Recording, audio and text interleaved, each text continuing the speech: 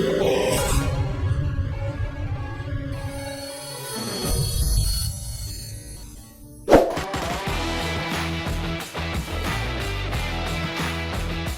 स्वागत है आपका दूरदर्शी न्यूज चैनल में। आज हमारे बीच में है फेमस और इंटरनेशनल कार्टूनिस्ट इस्माइल लहरी जी। आज के एपिसोड में हम जानेंगे किस तरीके से वो चुनौतीपूर्ण वातावरण में काम करते हैं।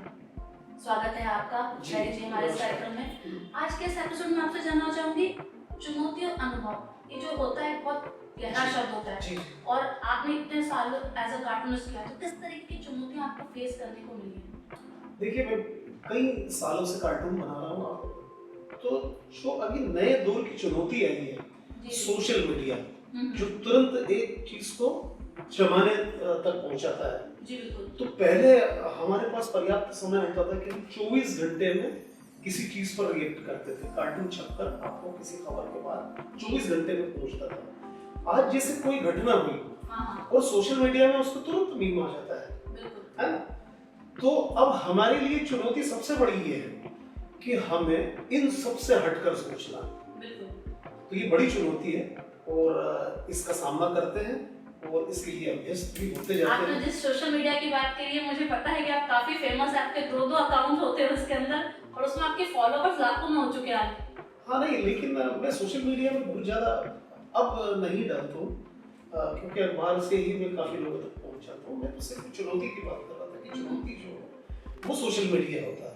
अच्छा, इन चुनौतियों में जब आपको नेगेटिव मैसेज की नकारात्मक जो आती होंगी भावनाएं आती होंगी या किसी ने आपको रिएक्ट कर दिया नेगेटिव फॉर्म में, तब आप उस चीज को कैसे निपटते हैं? कहा जाए किस तरीके की तैयारी होती है आपकी? नहीं, ऐसी कोई तैयारी नहीं होती। देखिए, जमाना है, लाखों लोग हैं और सबके विचार भिन्न होते हैं। हमने कोई चीज बनाई है तो यकीनन हमने वो एक अच्छी नीयत से बनाई होती है, लेकिन कई बार क्या होता है कि किसी ने उसको नकारात्मक तरीके से ग्रहण किया या मैं कुछ और कहना चाह रहा हूँ वो कुछ और समझ रहा है।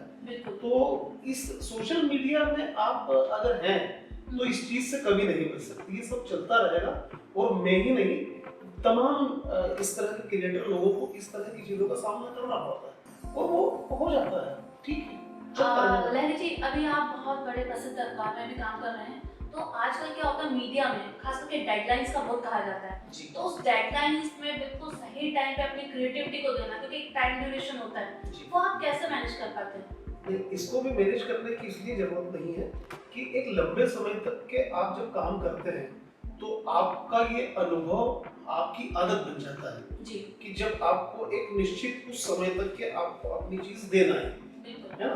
कभी कभी ऐसा भी होता है कि कोई घटनाक्रम कंटिन्यूटी में और मुझे डेडलाइन के बाद भी उसमें चेंज आ सकते हैं, है ना? मान लो क्रिकेट मैच चल रहा है या चुनाव परिणाम आ रहा है, तो मैंने आज भी एक कार्टून दे दिया और हो सकता है कि मेरे कार्टून देने के 2 घंटे बाद परिणाम जो मैंने सोचा उससे अलग भी हो सकते हैं।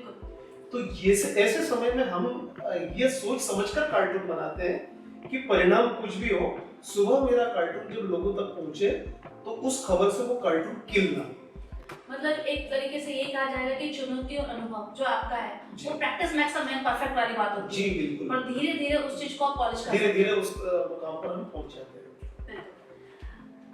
दर्शकों, एक चीज बहुत अच्छी बोली लहरी जी ने कि आपको चुनौती और अनुभव से घबराना नहीं है, इन द सेंस कि जो भी चुनौतियां आपके सामने आ रही है वो धीरे-धीरे आपका अनुभव में तब्दील हो जाती है।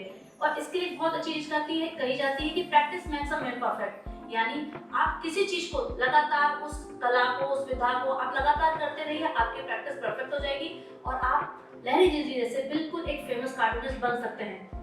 Thank you.